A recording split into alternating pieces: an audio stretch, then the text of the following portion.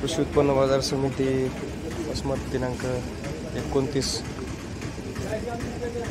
April जे दुकानवरील बोलीबीट झालं त्या बोलीबीटात शेतीमालाचे बाजारभाव मागच्या महिन्याच्या तुलनेमध्ये जे मुहूर्ताचं बीट झालं होतं त्या मुहूर्ताच्या बीटानंतर 1000 ते 1500 रुपयांची घट झालेली आहे।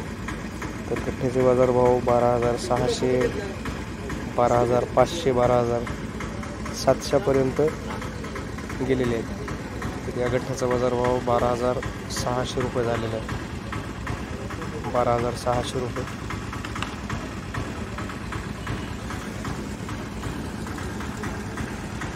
$12,600 126 रुपीज केजी।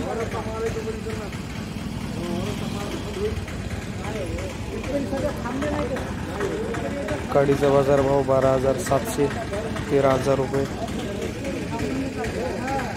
13,000 130 13,000 रुपये 130 रुपीज केजी। 130 केजी 13,000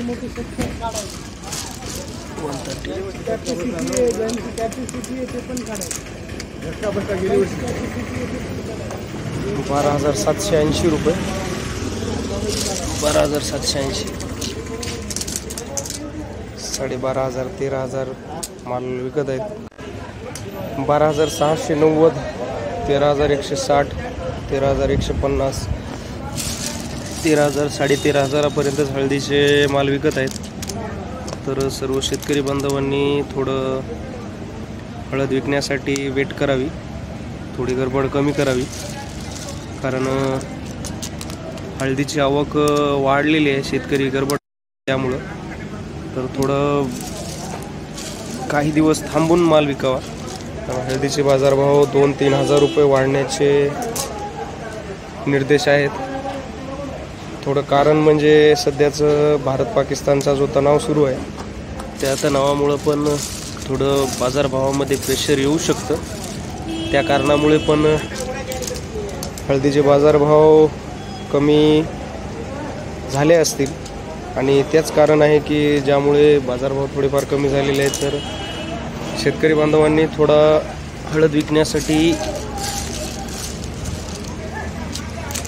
वाट पाहावी, थोडी गडबड करू नये आणि थोडीफार अडचणी असतात शेतकरी बांधवांना, मान्य आहेत आम्हाला त्या गोष्टी।